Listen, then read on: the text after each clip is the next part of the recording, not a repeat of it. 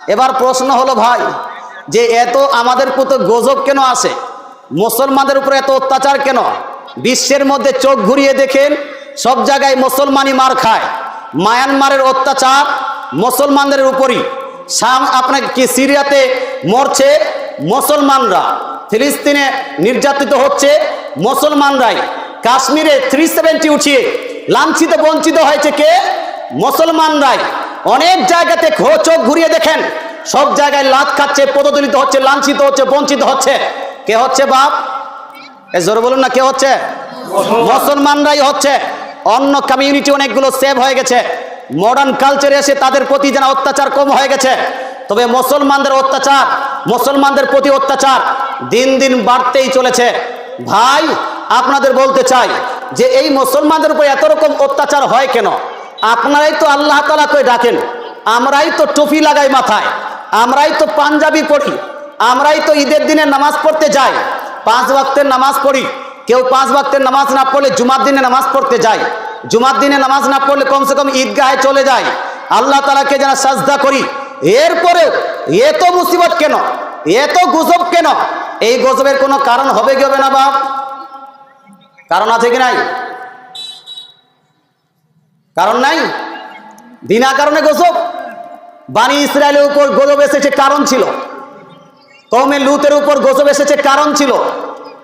কওমে হাদের উপর গজব এসেছে, কারণ ছিল।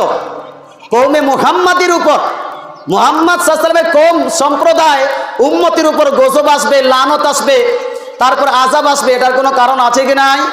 এই কারণে আল্লাহ তাআলা ইরশাদ করেন, এর কারণটাকে উদ্ঘাটন করার জন্য আল্লাহ তাআলা ইরশাদ করেন কোরআন শরীফের মধ্যে, আজ থেকে প্রায় 1500 বছর আগে যেই কোরআনকে আল্লাহ তাআলা নাজিল করেছেন নবী পাক সাল্লাল্লাহু আলাইহি ওয়াসাল্লামের উপর, সেই কোরআন শরীফের মধ্যে আল্লাহ তাআলা ইরশাদ করেন সূরা আয়াত নাম্বার 30 এর মধ্যে, ওয়ামা আসাবাকুম মিন মুসিবাতিন ফাবিমা কাসাবাত আইদিকুম। ও আমার বান্দা বান্দিরা শুনে নাও, ও আমার উম্মত, ও আমার বান্দিরা শুনে নাও, বান্দারা শুনে নাও, তোমাদের উপর যা মুসিবত আসবে, তোমাদের উপর যা গজব নাজিল হবে, একমাত্র তোমাদের উপর মুসিবত ও গজব তোমাদের গুনাহের কারণেই আসবে। কিসের কারণে? কিসের কারণে বাপ? আপনাদের এখানে তো গুনাহ হয় না, হয় কি? আমাদের দেশে তো মানুষ গুনাহই করে না, তো হুজুর তো আমাদের দেশে গুনাহ গজব আসলো কেন? একটু হানা বলুন না। আপনারা গুনাহ করেন? আমাদের মধ্যে অনেকগুলো মানুষ আছে, হুজুর নামাজ না পড়লে কি হবে? ঈমানটা তাগড়া আছে, বলে কি বলে না ভাই? দাড়ি না রাখলে কি হবে? ও দাড়ি রেখেছে, ওর থেকে আমি বেশি ভালো আছি, ও দাড়ি রাখা না রাখা দুইটাই সমান, বলে কি বলে না? তা আমরা তো দাড়ি না রেখেই সব থেকে ভালো, নামাজ না পড়লেই বিশাল বড় ইমানদার।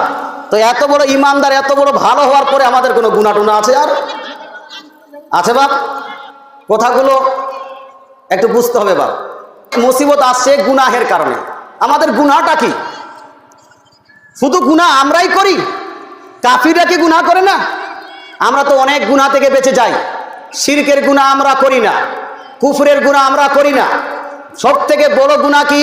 তো কোরআন শরীফের মধ্যে আল্লাহ তাআলা ইরশাদ করেন সূরা নিসা আয়াত নম্বর 48 এর মধ্যে, ইন্নাল্লাহা লা ইয়াগফিরু আন ইউশরাকা বিহি ওয়া ইয়াগফিরু মা দুনা যালিকা লিমান ইয়াশা।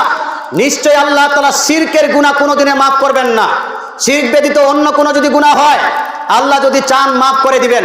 তার মানে হলো এই, গাছকে কেউ যদি পূজা করে, এটা হবে শিরক, এটা গুনাহ কোনোদিনে মাফ হবে না। সূর্যের কেউ যদি পূজা করে, এটা হবে শিরক, এটা কোনো গুনাহ মাফ হবে না। মাজারের কেউ যদি পূজা করে, এটা হবে শিরক, এটা কোনো গুনাহ মাফ হবে না। বেদ ইসলাম কেউ যদি আপনার গাছের পূজা করে, ভূতের পূজা করে, যাই করুন না কেন, আল্লাহ ছাড়া অন্য কারো উপাসনা করলে সেটা শিরক হয়ে যায়, আর ওই শিরকের গুনাহ কোনোদিনে মাফ হয় না।